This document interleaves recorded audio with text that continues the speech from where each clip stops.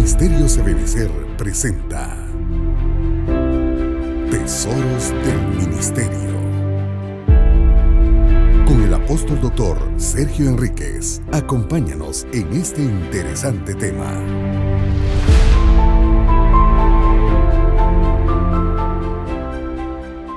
Unos pensamientos y algunos versículos, si usted me acompaña a abrir su Biblia. Primer libro de Samuel. Prácticamente hemos casi terminado con los espías. Si usted se recuerda, hemos dedicado bastantes horas de enseñanza a ese segmento de lo que significa la palabra del Señor. En el capítulo 1 del libro de Samuel, en el versículo, yo quisiera que leyéramos 2:9, el 2, capítulo 1, verso 2. Y 4 versículos vamos a leer. Dice, y tenía 2 mujeres. El nombre de una era Ana y el de la otra Penina. Y Penina tenía hijos, pero Ana no los tenía. Versículo 9. Pero Ana se levantó después de haber comido y bebido en Silo, mientras el sacerdote Elí estaba sentado en la silla junto al poste de la puerta del templo del Señor. Versículo 22. Pero Ana no subió, pues dijo a su marido, no subiré hasta que el niño sea destetado, entonces lo llevaré para que se presente delante del Señor y se quede ahí para siempre. Y por último el verso 24 dice, después de haberlo destetado, lo llevó consigo con un novillo de 3 años, un efa de harina y un odre de vino, y lo trajo a la casa del Señor en Silo, aunque el niño era pequeño. Bien, hermano, yo he estado meditando acerca de esto y admirando definitivamente a esta tremenda mujer, Ana.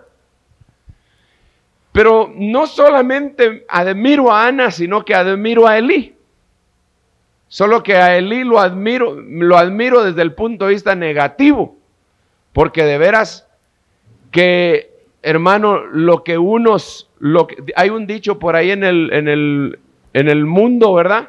Que dice, la suerte de no sé quién la desea, dice. ¿Lo ha oído usted? Es un dicho que dice, la suerte de ¿quién dice? La suerte de la fea, la bonita la desea, dice, ¿verdad? Dando a entender con eso, en ese dicho, dando a entender con ese dicho, que hay cosas que algunas personas tienen y que otros las desean. Las personas que se ponen a desear las cosas de otros, sinceramente, no se ponen a pensar en las grandes maravillas que Dios ha hecho con él o con ella y se vuelven codiciosas. Pero el punto aquí es que Ana estaba deseando tener hijos, mientras que Elí, teniéndolos, se había olvidado de ellos. Y mire, hermano, digamos, para nosotros como ministros, esto es impresionante, porque muchas veces nosotros estamos dando consejos a la gente y sin recordarnos que tenemos una familia a la cual aconsejar. Y aquí, al decir nosotros, me refiero a mí mismo y a muchos de ustedes que son líderes y que están al frente de algún discipulado o de alguna obra de Dios. ¿Cuántos predican la palabra aquí, hermano? Levante la mano. ¿Cuántos enseñan, predican? Levántala, no se preocupe. Bueno, pues de todos nosotros hablamos. Fíjese usted que Elí está sentado ahí, más o menos tanteando a Ana. Ana tiene el tremendo conflicto en su corazón de que ella quiere un hijo, pero no quiere un hijo simple y sencillamente a estas alturas, pues. Al principio sí quería un hijo para que la dejaran de estar molestando, pero aquí ella no quería un hijo para que la dejaran de molestar. Ahora ella quería un hijo para tener que darle a Dios. Y ese es un gran problema que se da en muchos matrimonios. Y por eso viene después, al final de cuentas, se empiezan a manifestar esos problemas, porque desde el principio se iniciaron. ¿Por qué vino un hijo al mundo? ¿Por qué trajo usted hijos al mundo, hermano? Su hijo número 1, ¿por qué lo trajo? Mire, yo le podría dar muchas respuestas. Hay mujeres que me podrían decir, hermano, mire, para serle sincero, este hijo yo lo traje para que mi esposo no me abandonara. Me dejé embarazar con el propósito que no se fuera. Y el muy malvado de todos modos se fue. Esa es una de las razones. Esa es una de las razones. Perdone lo que le voy a decir, pero hay otra razón para tener hijos. La famosa parejita, ¿verdad? Tal vez le voy a caer mal con lo que le voy a decir, pero no son chuchos, hermano. No se trata, ay, yo voy a tener mi parejita. No son animalitos. Si usted quiere mascotas, en las veterinarias venden. Pero cuando una mujer va a tener un hijo, debe de ser un compromiso con el cielo. Un matrimonio va a tener un hijo, un matrimonio va a traer una nueva vida. Debe ser un compromiso con el cielo, independientemente de cuál va a ser aún el sexo del niño, hermano. A mí me asombra todavía a estas alturas conocer a mucha gente que está penando en los hospitales, tronándose los dedos y llorando. La mujer porque tuvo una nena y sabe que cuando ella salga del hospital no va a ser bien recibida. Porque ella sabe que el esposo qué es lo que quiere. Y si no me das un varón, olvídate de mí. ¿Cómo va a ser posible semejante pensamiento, hermano? Esta mujer está anhelando un hijo. Lo único que está anhelando es un hijo para podérselo entregar de nuevo a Dios, fíjese usted, y muchas motivaciones que nosotros tenemos para tener un hijo son motivaciones que no deberían de existir en nuestro corazón. ¿Por qué tienes a tus hijos? Así se debería llamar este mensaje, esta pregunta. ¿Por qué tienes a tus hijos? ¿Cuál es la motivación? ¿Cuál es la motivación? Claro, tiene que haber en las entrañas de la mujer, por ejemplo, y del hombre también, debe de existir el deseo de tener hijos. Si no, no es normal. Perdóneme, pero si no, no es normal. Porque ese deseo Dios se lo clavó en el corazón al hombre y a la mujer. Por eso es que la sociedad moderna no es normal, porque la sociedad moderna está más preocupada en su comodidad que en la bendición que Dios tiene. Y mire, hermano, por favor no me vaya a criticar, yo estoy de acuerdo con la planificación familiar, sí. Yo estoy de acuerdo con que usted se cuide, sí. Yo estoy de acuerdo con que usted tenga determinado número de hijos, sí, está bien. Pero con lo que yo no estoy de acuerdo son las motivaciones para traer hijos al mundo. Porque de ahí se van a frustrar todas las demás iniciativas que tenga un padre. Fíjese usted que este Elí tenía hijos, pero no se los había dado al Señor. ¿Qué era lo que él quería entonces? Lo que él quería era simple y sencillamente que su apellido siguiera. Lo que él quería era simple y sencillamente tener una descendencia que pudiera hacerse cargo del sacerdocio. Mire, esto sería más o menos como que si en este tiempo usted tuviera una mueblería y con su mueblería usted dijera, tengo necesidad de tener hijos porque si no, ¿quién se va a encargar de mi negocio? Más o menos así sería. Eso era lo que estaba diciendo Elí. Yo tengo necesidad de tener hijos porque si no, ¿quién se va a encargar del templo? ¿Quién se va a encargar de mi negocio? Fíjese usted qué tremendo. Por eso yo no estoy de acuerdo Yo no soy de la opinión en que los templos en la actualidad se hereden. Como yo soy pastor, entonces entreno a mi hijo para que sea pastor y de ahí se queda el pastoreando. No, eso no es así. Porque Dios es el que da el ministerio.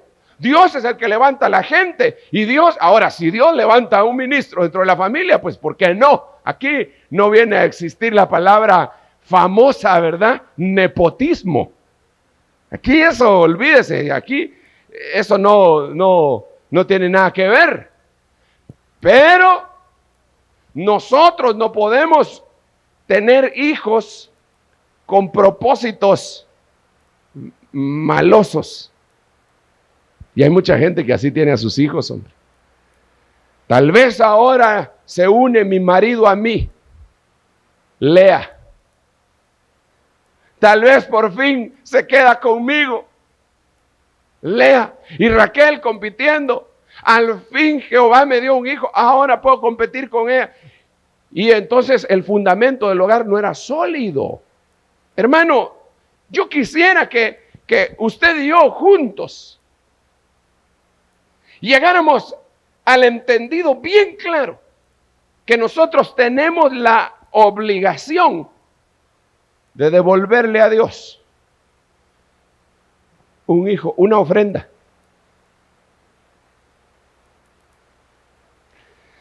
Cuando los hermanos pasan el alfolí,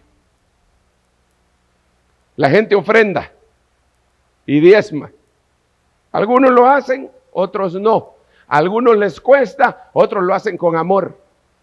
Pero ¿qué pasaría si Dios pasara el alfolí para ver cuántos hijos echan ahí? En el recuento de la ofrenda. Mira, a mí esta mujer, Ana, me impresionó, fíjese, hermano.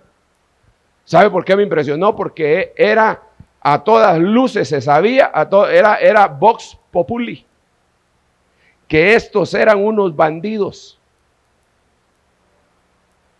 Los hijos de Elí eran unos bandidos. Aquí dice, si usted me acompaña en el capítulo 2, versículo 12, dice, los hijos de Elí eran hijos de Belial.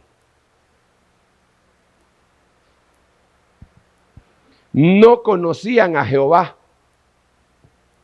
Versículo, siempre en el capítulo 2, versículo 25. Si un hombre peca contra otro, Dios mediará por él. Pero si un hombre peca contra el Señor, ¿quién intercederá por él? Pero ellos no escucharon la voz de su padre, porque Jehová quería que murieran.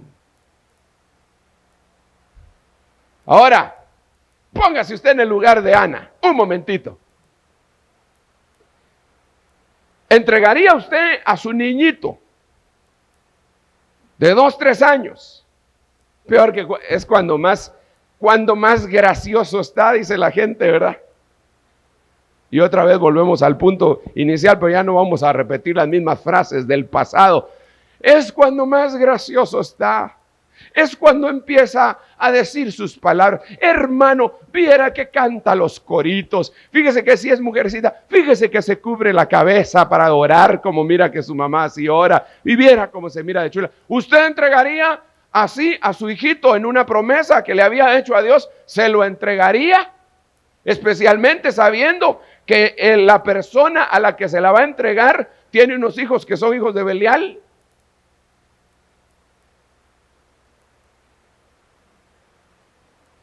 Lo primero que usted diría es, ¡ja! Ahí saber qué le van a hacer. Si no lo convierten en igual que ellos, a saber qué le van a hacer. Peor con el abuso de niños que hay en la actualidad. Y diría un montón de cosas. Y por eso esta mujer me impresiona. ¿Y sabe qué? Ese caso no era común. Usted sabe que cuando las cosas empiezan a ser comunes y molestan, la gente empieza a poner límites, ¿verdad? Digamos que si no hubieran ladrones, no habrían puertas con llave. Si nunca hubiera habido un robo en la tierra, las puertas tal vez ni siquiera se hubieran inventado. O tal vez sí las puertas para cubrir de alguna cosa, pero no habría necesidad de cargar el montón de llaves, ¿verdad? No habría necesidad. ¿Para qué? No hay ladrones. Entonces, en ese orden de ideas, como no había costumbre de que ninguno entregara a sus hijos, cuando le llegaron a dar el hijo a Samuel, a Elí, cuando le llegaron a dar Samuel a Elí, él no dijo nada. Está bueno, déjenmelo. Eso quiere decir que no era común que le estuvieran llegando a entregar a sus hijos.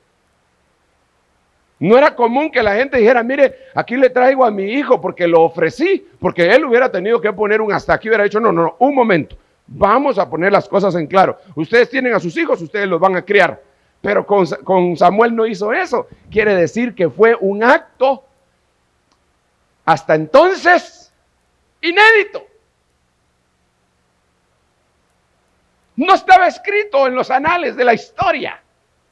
A excepción de Abraham, ¿verdad? Que Abraham entregó a su hijo, pero se lo entregó a Dios. Y como aquí se lo tenía que entregar a Dios por medio de un representante, lo llevó ante el sacerdote. Pero lo importante, la importancia que a mí me resalta en todo este capítulo, porque no es predicación, sino que es estudio, ¿verdad?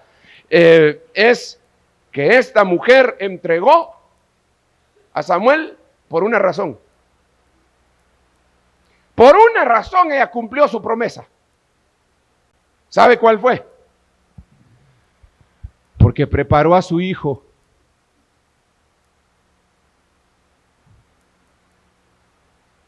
Por eso lo entregó. Es decir, que ella sabía qué trabajo había efectuado en él. Por eso le leí el versículo 22. Pero Ana no subió, pues dijo a su marido, no subiré hasta que el niño sea destetado. En otras palabras, yo me voy a encargar en la etapa más difícil de ministrar a este niño. Y yo voy a orar por él. Y yo le voy a dar de la leche materna y de la leche espiritual. Y yo le voy a transmitir la doctrina. Y cuando él sea destetado, cuando yo ya haya hecho el trabajo que tengo que hacer, entonces lo voy a entregar. Porque instruye al niño en el principio de su carrera y aun cuando fuere viejo, no se apartará del camino de Dios. Fíjese qué tremendo, hermano. Por eso, si usted en la pregunta que yo le hice con anterioridad me dice, no, yo no hubiera entregado a mi hijo, seguramente es porque usted desconocía todo lo que hizo Ana. Pero Ana prácticamente, mire hermano, hay un dicho que dice nuestro hermano Otto, dice, cada quien envuelve su paracaídas, dice. Usted se va a tirar desde a saber cuántos miles de pies de altura y le enseñaron a doblar su paracaídas. Yo sinceramente preferiría cerciorarme de que el paracaídas en que me voy a tirar está bien hecho, está bien dobladito, y preferiría doblarlo yo si sé.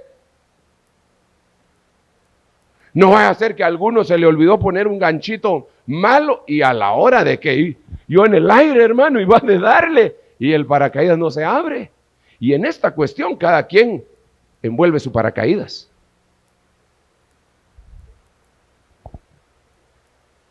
¿Sabe qué otra cosa me impresiona? Que aquí Ana no le podía echar la culpa a Samuel, no le podía echar la culpa a Elí.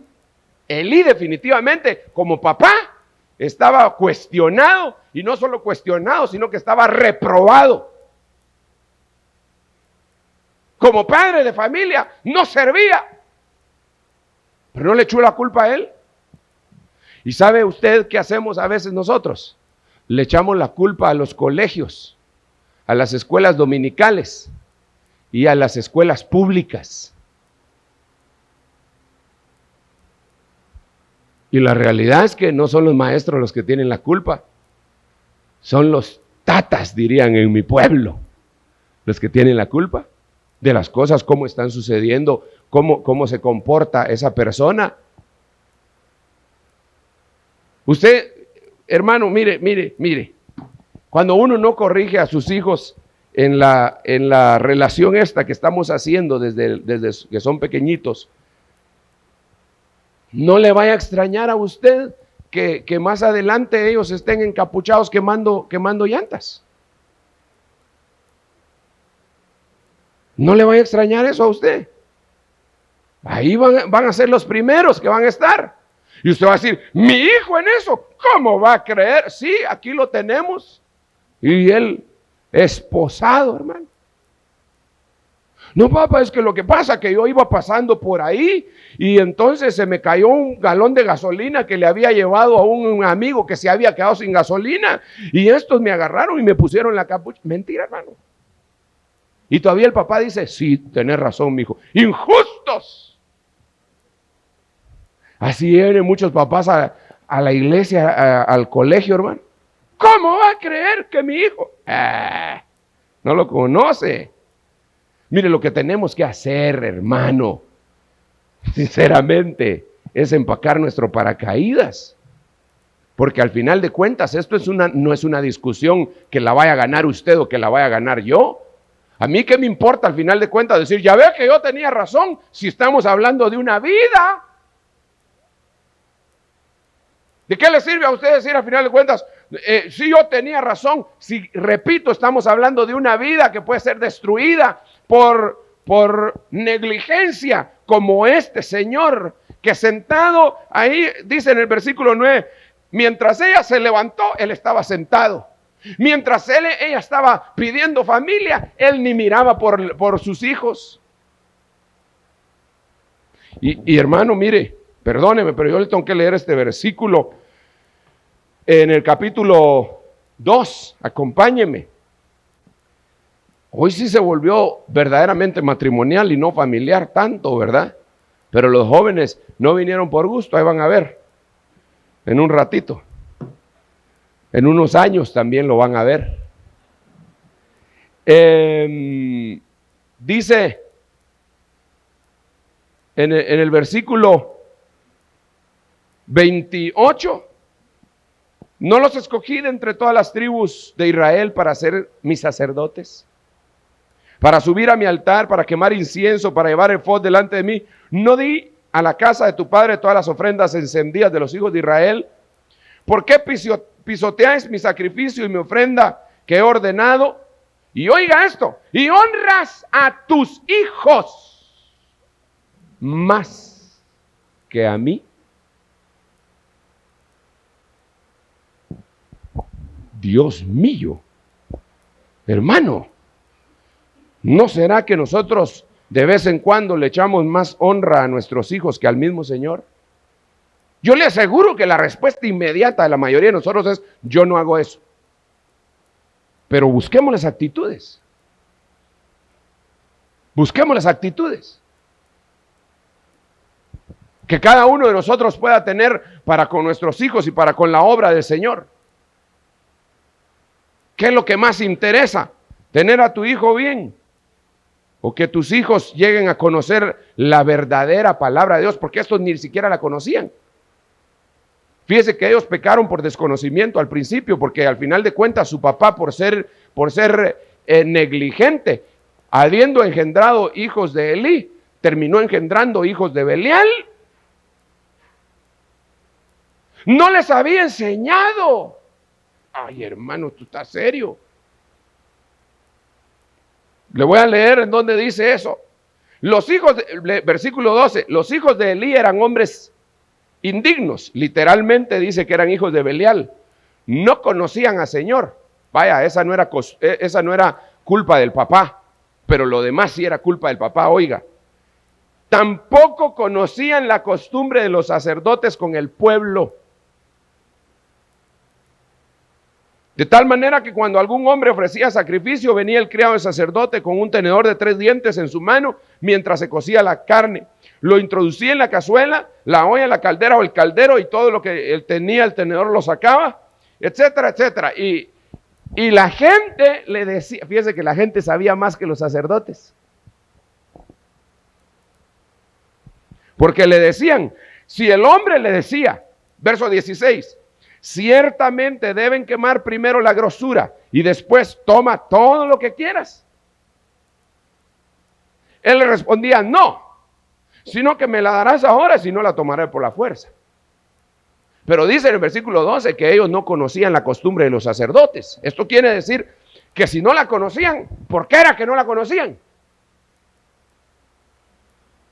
porque no se las habían enseñado. ¿Y cómo se enseña?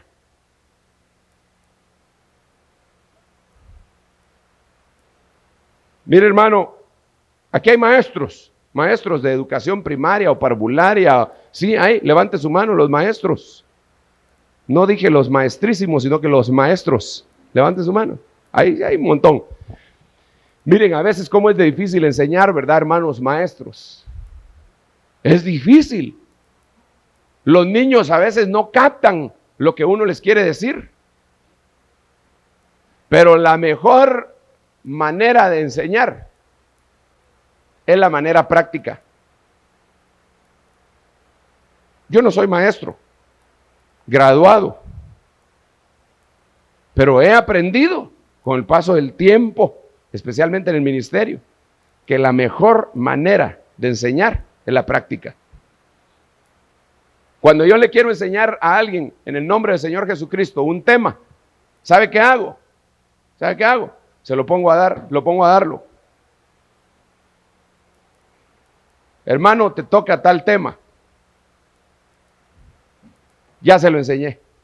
¿Sabe por qué? Porque se va a empezar a movilizar y va a decir, uy, voy a ir a conseguir el cassette. No hay algo escrito de esto. Y empieza a investigar y le pone los 5 sentidos. Fue la manera práctica de enseñarle a él. Por eso cuando a mí el Señor me llamó, me hizo entender que me estaba llamando para enseñarme, no tanto para que enseñara. Así que ser llamado a un ministerio es un gran privilegio, pero ese no es el punto. Entonces, muchas de las cosas que nosotros enseñamos en nuestra casa no es lo que decimos, hermano, sino que es lo que hacemos. ¿Por qué ellos no sabían cómo era la costumbre de los sacerdotes? Porque su papá nunca les enseñó. Ellos nunca vieron a su papá hacer lo que se supone que tenían que hacer. ¿Por qué muchas veces cuestionamos a nuestros hijos? No oraste antes de comer. Si te miran que tú entras a la carrera quitándote la corbata, sírvame la comida porque ya voy de regreso. Y Blue se sienta y él tal vez está comiendo ya, ¿verdad? Que ya regresó del colegio y mira pasar a papá hecho una tromba, un huracán. Peor si es de apellido Ramírez, es Huracán Ramírez. Y pasa ahí, hecho un huracán y regresa hecho un ciclón.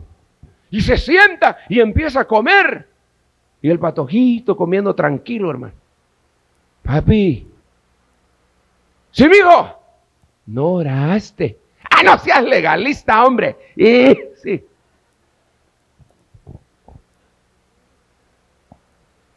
Y el muchachito todavía no sabe leer, porque si no le diría, entonces Pablo era legalista, porque dice la Biblia que debemos de comer y de dar acción de gracias y peticiones y oración al comer. Así dice Pablo, pues. Eso no lo digo yo. Pablo lo dice. Claro, se puede interpretar de cualquier forma como usted quiera. Yo solo estoy poniendo un ejemplo. ¿Cómo le enseñó Elí a sus hijos a no temerle a Dios? ¿En cuántos años, hermano? ¿Cuántos años de oportunidad le dio Dios para que ellos hicieran esto? Ya estaban galanes. Fíjese que dice que se acostaban con las mujeres que servían en la entrada del tabernáculo. Eso quiere decir que ya eran adultos y adúlteros también. Porque además de adultos eran adúlteros porque dice que tenían esposa. Así dice la Biblia. Y se ponían a dormir con otras. Eso quiere decir que Dios le ha de haber dado como unos 20 años de oportunidad a Elí para corregirlos. ¿Y cuánto tiempo le dieron a Ana? Lo más, unos 3, 4, 5 años. Y ella se aplicó y dijo, ahorita es cuando yo aprovecho, ahorita. Mire, hermano, por favor, no sería raro que le hubieran dado 7 años. Porque en los primeros 7 años se forma el carácter de la persona. Por eso analice qué vivió usted los primeros 7 años de su vida, mi amadísimo y amadísima hermana. No sería raro que en los primeros 7 años El patojito miraba cuando estaba gateando. Me imagino yo que miraba a Ana derramando sus lágrimas delante de Dios, cantando. Oiga, solo para ponerle un ejemplo. Fue a entregar al niño. Una pregunta. Hermana, este es con usted. ¿Cómo hubiera entregado usted a su muchachito de 3 años? ¡Ay! Mis hijos. Una la llorona. ¿Sí o no? Sinceramente. Si hubiera sido, hermano. Claro, si hubiera tenido un rema como el que tenía esta mujer, tal vez no. Pero dice que cuando ella llevó al muchachito, empezó a levantar sus manos y el muchachito viendo, hermano. Solo para que usted se haga una idea de esto. ¿Se acuerda usted cuando usted llevó por primera vez a su muchachito a párvulos? El lío que le armó el patojito. ¿Se acuerda? No, que yo no me quiero quedar. ¡Mamá! Y se agarraba de los barrotes y usted con un nudo en la garganta. Hijo mío, hasta las 12. Mire, hermano, uno es dramático, ¿verdad? Va a dejar a veces a su muchachito ahí a escuela dominical y no lo suelta. Y el muchachito se desespera. Hermano, si es un proceso de dolor al final de cuentas. Pero no lo voy a criticar, pero yo solo le estoy hablando de Ana, cómo fue lo que hizo Ana. Ahora imagínese Ana. Ella no le iba a dejar al párvulo ni a la escuela dominical. ¿Será que usted hubiera dejado a su bebito en el templo de Salomón? ¿Será que se lo hubiera entregado a señora? A ver. Pero ella llegó. Y cuando entregó al bebito, yo me imagino el muchachito ya caminando, hermano, por ahí. Y empezó a jalar algunas cosas y ella solo lo miraba y levantó sus manos.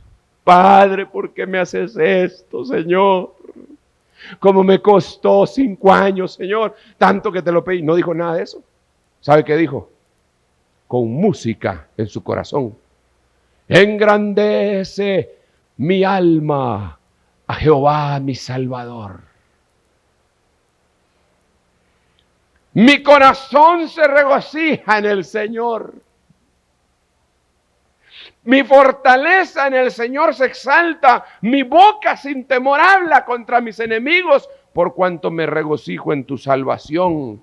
No hay santo como Jehová. Cantando, hermano. Hasta hay un corito por ahí, que no sé si usted lo ha oído, de unos hermanos que tienen un vozarrón para cantarlo, porque ese sí ni siquiera me atrevo a decir cómo es. Pero es, no, dice, no hay santo como Jehová, no hay otro fuera de ti. Y eso es lo que ella estaba cantando. No hay roca como nuestro Dios. Mire, 10 versículos, un cántico que le dieron en ese ratito, desde el capítulo 2 hasta el versículo 1 al 10. Eso quiere decir que Ana amaba más a Dios que a su bebé. Y cuando uno ama algo más que a Dios, se lo quitan.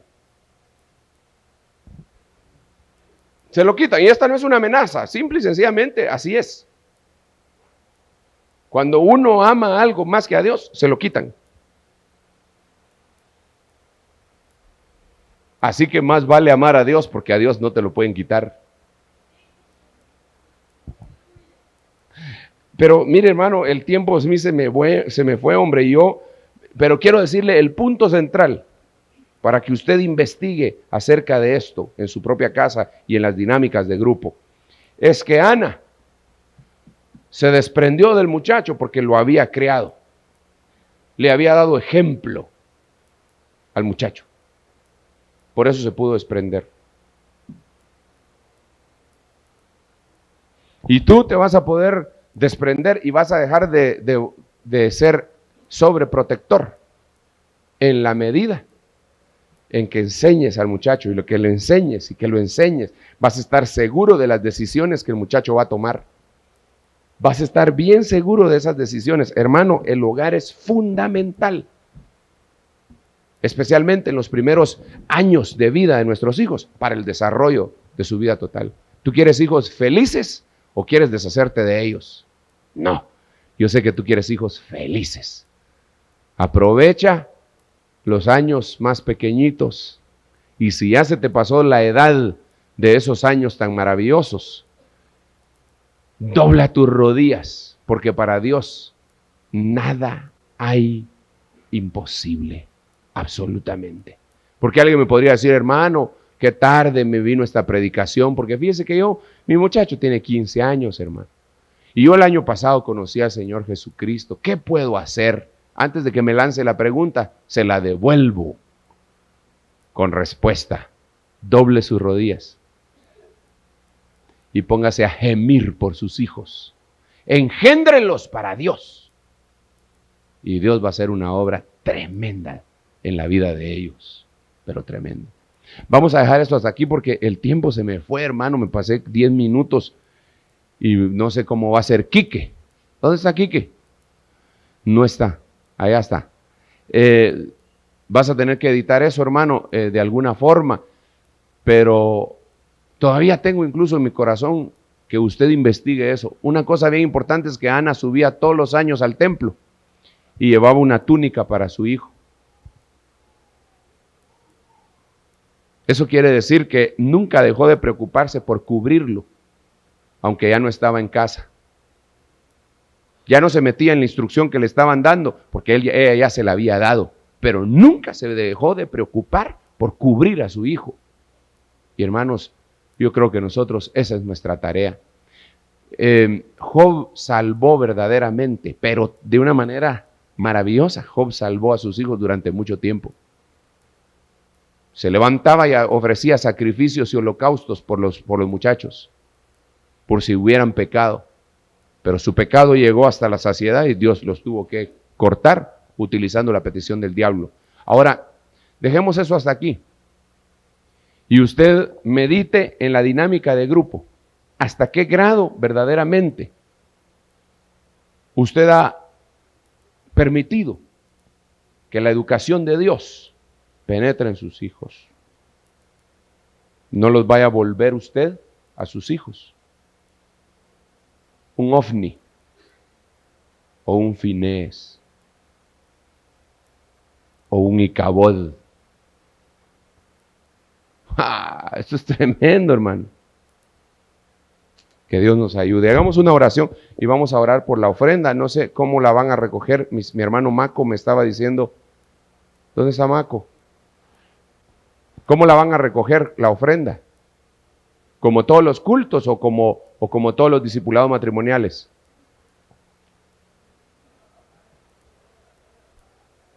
Bueno, vamos a orar entonces y vamos a recoger la ofrenda y luego vamos a dar lugar a la dinámica de grupo. Padre, en el nombre de Jesús, permite que tu palabra no sea un discurso más, sino que sea una realidad de nuestra vida y que nosotros podamos con el ejemplo ayudar a nuestros hijos. Señor, perdónanos por los malos ejemplos.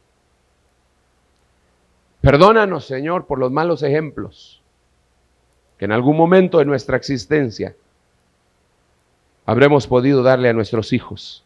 Perdónanos por ello y permite, Señor, que nuestra vida esté saturada de buenos ejemplos. En el nombre de Jesús. Gracias, Señor. Ministerios Ebenecer presentó Tesoros del Ministerio con el apóstol Sergio Enríquez. Esperamos que este mensaje haya sido de edificación para tu vida. Acompáñanos los días martes, jueves por Rema TV.